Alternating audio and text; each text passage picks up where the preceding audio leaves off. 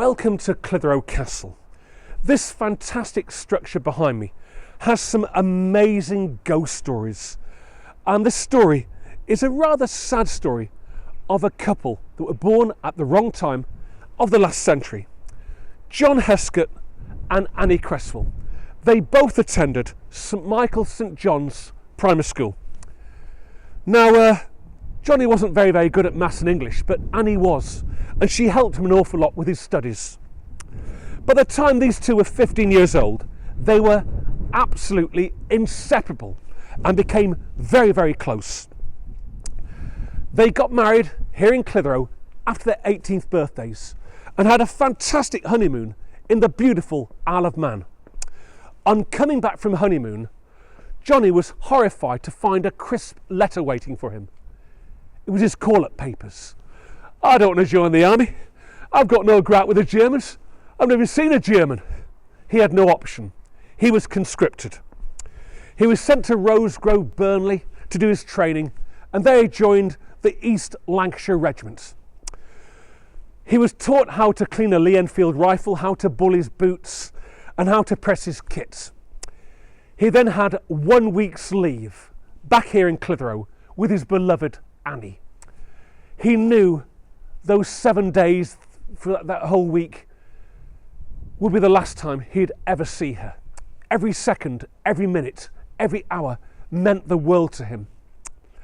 At the end of those 7 days, he made his way to the railway station and hugged her and kissed her as if his life depended on it. He then waved her goodbye. As the steam went down the platform, he waved for the steam, she waved back.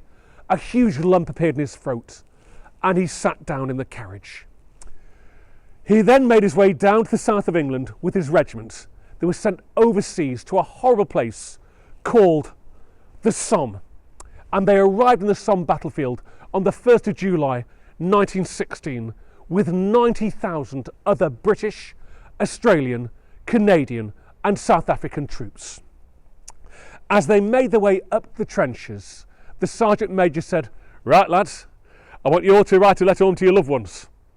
Johnny took his haversack off. He quickly wrote a letter to young Annie here in Clitheroe. He then placed the letter in an envelope, and the Sergeant Major took each letter from each man, withdrew his bayonet, skewered all the letters and placed the bayonets at the top of the trench.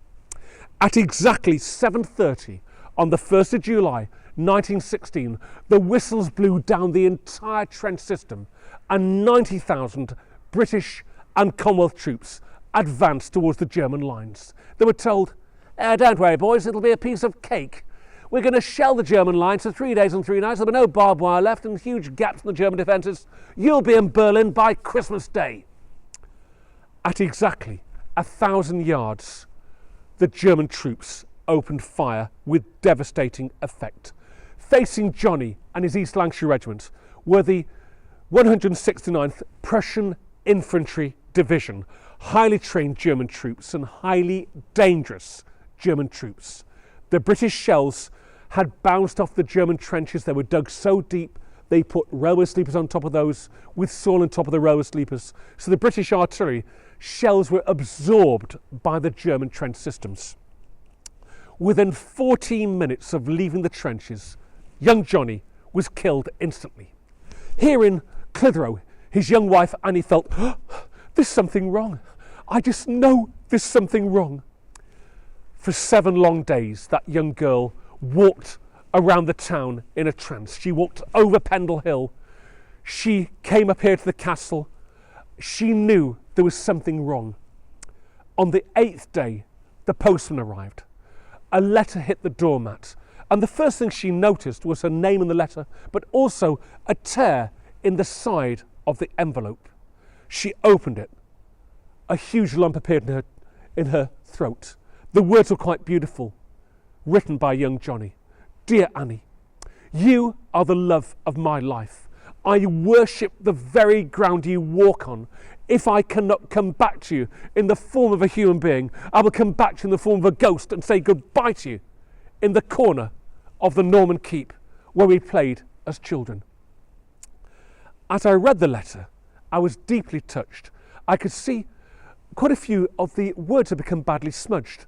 And Annie's granddaughter told me that when her grandmother read the letter, her tears spilled down her cheeks and onto the ink, smudging them quite badly.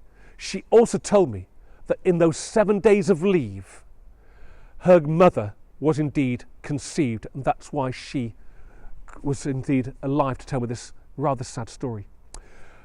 The last thing I asked her was, did your grandmother make her way to the Norman Keep? Oh, she did. At first, she couldn't see him, but she could smell him. And then he materialised in the corner of the Norman Keep. A huge smile on his face. She tried to grab him, but her hands went through him. He then turned, smiled, waved, and vaporised. Annie never remarried. She died in 1977, and she was finally reunited with young John Heskett. His name, of course, is on the war memorial. His only crime in life was to be born at the wrong time of the last century. Thank you.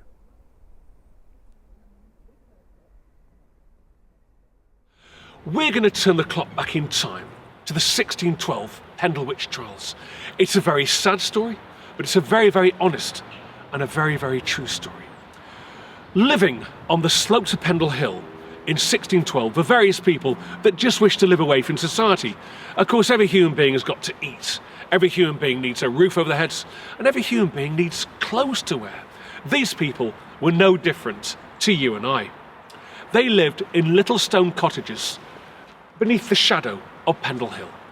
By far the most famous of all those families were the Demdike, Devise and Chattox families.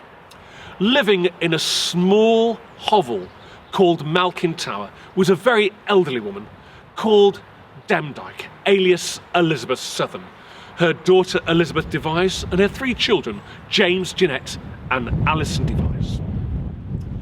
Alison Devise on the 18th of March had a walk along the foothills of Pendle through the mist. There she had the misfortune, and it really was misfortune, of meeting a Halifax peddler called John Law. John Law was basically a walking salesman. He had a large pack in his back full of 1612 luxuries.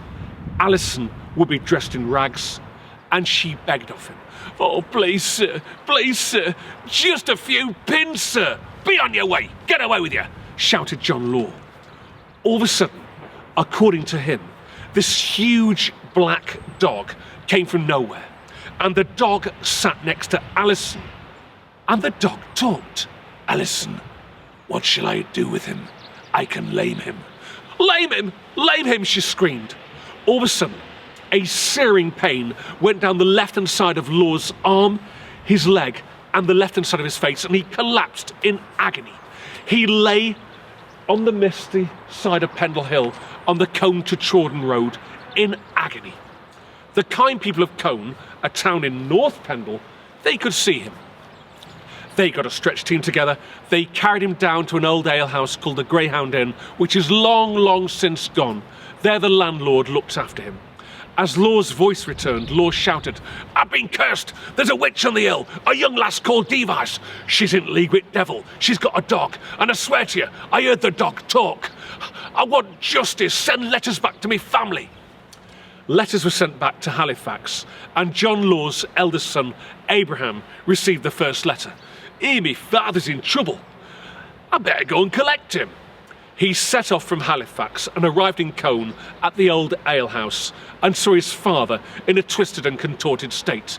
"Father, what's happened to you? You look terrible." "I've been cursed, Abraham. There's a witch in that hill, a young lass called Devise. She's in league with devil. She's got a dog. I swear to you, Abraham, I heard the dog talk. I want you to grab her. Bring her here. I want to talk to her." Well, Abraham walked up the slopes of Pendle Hill, through the mist, and came across this hovel called Malkin Tower. He made a few inquiries and found young Alison. "Right, lass, you're coming with me. You've cursed me father. He wants to see you." She was dragged into Cone, into the old alehouse, where John Law looked up from his sickbed.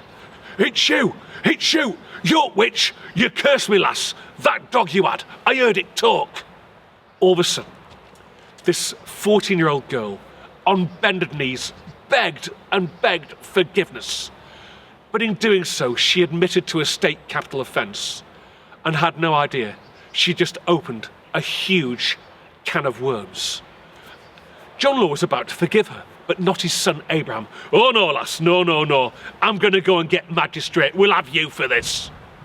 The local magistrate lived in the village of Reed near Burnley. He was called Roger Nowell, and Roger Nowell was actually on a mission. That mission was to curry favour with King James. Now, King James VI of Scotland became King James I of England. This man was absolutely paranoid about witchcraft. He not only believed that witches existed, he believed they were actually out to get him. So therefore, he wrote this book called the Demonology Book. You can buy the Demonology Book today from any leading bookshop. As you look at it, how to find a witch, how to try a witch, and most importantly, how to eradicate a witch.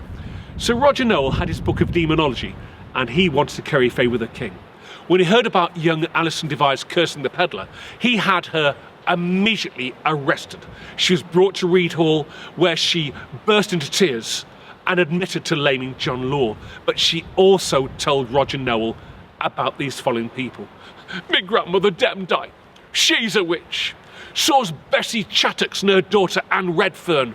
We have these dogs, Tib, Ball, Dandy, Fancy. They came to us at different times of our lives and said we can give you special powers, but in return, we need to suckle from your flesh. They're our familiars. We get our powers off them." Well, Roger Nowell was actually quite horrified, but also quite delighted. "Right, I'll have those three arrested as well immediately." He interviewed Chattox, Redfern and Demdike, and they were all brought to Reed Hall, where this huge argument took place, and they all tried to incriminate each other. But in doing so, they were all sent over the Trough of Bowland and into the city of Lancaster, where they were thrown into Lancaster City Castle Jail. A short time later, Good Friday 1612, on the slopes of Pendle Hill in the mist at Malkin Tower, all the other so-called witches met. It was like a scene from a Shakespeare play, as Alison's brother James slaughtered the sheep from the fell. They roasted the mutton, they dined on mutton, and they got this large cooking vessel called a cauldron. A fire was lit beneath it. The black syrupy liquid inside began to bubble and steam, and into that black bubbling liquid went crushed, powdered teeth, the odd clay effigy, and indeed the odd human scalp. It was said that Demdike, Chattox, Alison Device and Redfern made these little clay effigies. When I say effigies, like dolls made of clay, but with long human hair and human teeth, which had come from the local cemetery in Newchurch.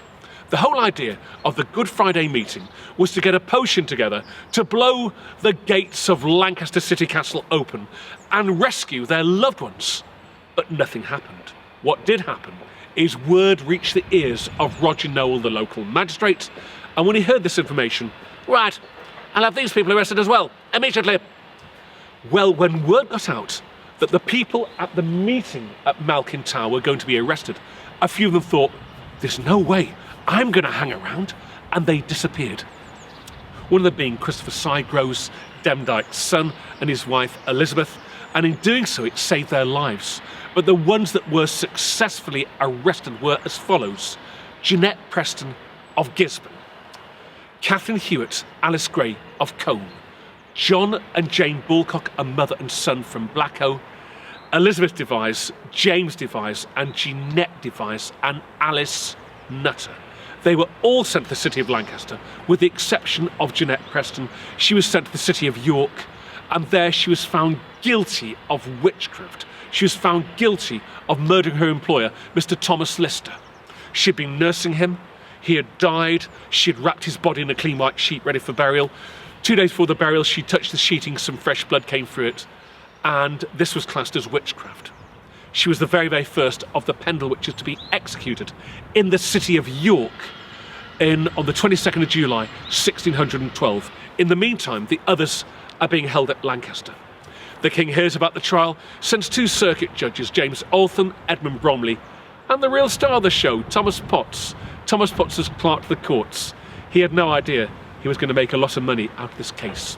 Along with him came Roger Noel, the local magistrate for this whole area, and 2 other magistrates, Holden and Bannister. They were the prosecution. The trials began in August 1612, and from reading Thomas Potts's book that was published in 1613 called The Wonderful Discovery of Witches in Lancashire, we realise that these people had no defence whatsoever, and we have to rely entirely on Thomas Potts's book being honest and truthful. The Pendle Witches were all found guilty of the murder of 17 local people by cursing them, by making clay effigies, of crumbling clay effigies, and people were dying not necessarily straight away, but certainly after they'd had encounters with these people. Now, Roger Noel seems to come across as being a bit of a crook. Remember, he was on a mission to curry favour with King James. He had a trump card up his sleeve. That trump card was the youngest of the Devise children, Jeanette Devise, whilst her grandmother Demdike, her mother Elizabeth, her brother James and her sister Alison had been sent to Lancaster. She'd been sent to Reed Hall, the home of Roger Noel. And for the first time in her life she was given warm clothes to wear, a nice bed to sleep in, and 3 meals a day. And after, shall we say, 3 months of being groomed, she was only too happy to incriminate her whole family. In the courts, Roger Noel picked her up and put her on top of a desk, and there she shouted, "Me grandmother's a witch, me mother's a witch, me brother's a witch, so's me sister." And then Noel pointed to Alice Nutter. "This lady over here, was she at the Good Friday meeting?" "She was, sir." "Lead her by the hand, please." And Alison was led into the courts and found guilty of witchcraft. She was found guilty of aiding Demdike and Alison Devise in the murder of Henry Mitten of Roughly because he wouldn't give them a penny. In court, Alice remained completely silent, apart from a plea of not guilty. Many people believe that she was completely innocent of the crimes against her. Many people also believe that she had a huge problem with Roger Noel, nothing to do with witchcraft, but to do with land disputes. It's said that she had complained on a few occasions about land disputes. Roger Noel became rather annoyed with her and thought, "I need to get rid of this woman." Other people do believe that these so-called witches were completely innocent of the crimes against them. They had been causing problems with travellers going over Pendle Hill by begging off them, and Noel was getting lots of complaints from people who had been accosted by them, and he wanted to get rid of them. We shall never ever know. What we do know is the Pendle Witches were all executed on the 20th of August 1612 in front of huge crowds. And quite surprisingly, it has happened on quite a few occasions, when the snows come to Pendle Hill, the last piece of snow to melt has been in the perfect shape of a white witch. It's happened on many occasions. And if you go to Google search and put the White Witch of Pendle, you will come up with this amazing piece of snow which depicts a witch on a broomstick flying across the hill. The person I feel extremely sorry for in this whole story is young Jeanette Devise. She watched her mother, her brother and sister die that day in August 1612, and as soon as they stopped twitching on the pillory, Noel said goodbye, and she said, "What do you mean goodbye? You've helped me, you've been kind to me, goodbye." And she walked all the way home from Lancaster, up the slopes of Pendle Hill, to Malkin Tower, to a cold and empty cottage. Many years later, she was rearrested and sent back to the city of Lancaster on a charge of witchcraft. It is a very sad and a very tragic story, but also a very true story. As for the 2 judges, Altham and Bromley, they were both knighted. Roger Noel became the High Sheriff of Lancashire with a huge increase in wages, and Thomas Potts brought out this book, The Wonderful Discovery of Witchcraft in Lancashire, which earned him a fortune. And there we have the sad, true but tragic story of the Pendle Witches. Thank you very much indeed. Welcome to the grounds of Clitheroe Castle. This magnificent structure behind me was built by the de Lacy family over 800 years ago. The de Lacy family were really classed as local bullies. They owned land right across the valley as far as the human eye can see. But for me personally, the most exciting period for this rather amazing structure was indeed the English Civil War, 1642-1650. where the castle and the grounds here were billeted by troops loyal to the king. The people of Clitheroe hated the royalists with a vengeance. The garrison were renowned for conducting acts of cruelty on the local people. They would take anything they wanted: food, cattle, clothing, people. And a lot of them were indeed foreign mercenaries. When their wages ran out, they had a nasty habit of stealing children from their parents for ransom money, and if their parents did not cough up with any money, they were cruelly murdered. So it's fair to say the people of Clitheroe and Ribble Valley hated the garrison here at Clitheroe. Their only hope, their only wish, was to be rescued by Oliver Cromwell and his parliamentarian troops that marched all the way through Yorkshire towards Clitheroe to try and attack the city of Preston. When they arrived here, Cromwell had a huge column of troops. He had 3 outstanding generals: General Poyns, General Lambert and General Assheton. He gave Assheton the honour of taking Clitheroe, whilst himself and the remainder of the army made their way straight towards the city of Preston to head off the Duke of Hamilton's force that were coming down from Scotland to reinforce the King's southern armies. The fighting here in Clitheroe wasn't exactly ferocious, but there were 3 infantry probes against this very, very wall here. The white flag was raised, the garrison surrendered, and a crude POW camp was built in this very area we're now standing in. In the early hours of the morning, 3 officers escaped: Lieutenant Casewell, Lieutenant Aitken and Captain Rockcliffe. They escaped into the town of Clitheroe, but their uniforms quickly gave them away.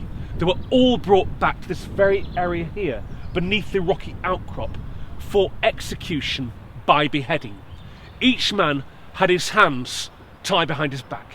They had to kneel down in front of a rostrum in front of their fellow POWs, and each man was beheaded. Before each officer lost his life, they shouted the words, "God save the King!" because they were loyal to King Charles I, even in their last second of life. In terms of paranormal investigations, many have taken place in the castle, but for me personally, the most amazing story took place in April 1982, when a police vehicle made its way along this very, very drive here and parked around there. 3 officers were inside the vehicle. They were enjoying a smoke break. It was 2:30 in the morning, a bitterly cold morning. There was snow in the air, sleet in the air, and above the sound of the engine they kept on to keep them warm, they all heard the words, "God save the King!" That's strange. 2:30 in the morning, who in their right mind would be up there? They got their torches. They made their way up the steps and into the Norman keep. They shone their torches on the wall. All of a sudden, one of the officers suddenly screamed in terror. The other 2 turned round in time to see a royalist soldier walk straight for the limestone wall and right for their colleague. Now, these men had seen some very, very unpleasant sights as police officers, but not one of them had seen anything as paranormal as this. They rushed down the steps at great speed, into their police vehicle, and reversed at great speed, hitting a horse trough, causing extensive damage to the vehicle. They drove back to the police station, where their colleagues laughed at them. They found their story hilarious, apart from one man, the desk sergeant. "Look, boys, I believe you. I've been a bobby in Clitheroe for 25 years, and I too have seen the ghosts of Clitheroe Castle." Well worth a visit. Of course, the views up there are absolutely stunning. Thank you very much indeed. Hello there, my name's Simon Entwistle. I'm a tour guide come ghost walker. I conduct some 15 tours in 15 different towns up in the north of England. Over the years, many people have said, "Simon, why don't you write a book?" Well, I have done. And this book is called Ghostly Tales of the Unexpected. In here, you'll hear stories from York, from Skipton, from Kendal, from Clitheroe, from Blackburn, from Burnley, from Samlesbury Hall, and right down to the cotton towns of Lancashire. All the stories are based on true sightings, but 1 or 2 have come from my imagination. I hope you enjoy this book as much as I enjoyed writing it. You can easily obtain the book through Amazon or through Kindle, or just go into your local bookshop. Thank you very much indeed. For all information on my tours, just go to www.tophattours.co.uk. I look forward very, very much indeed to taking you on a tour, but also to meeting you. Thank you very much indeed.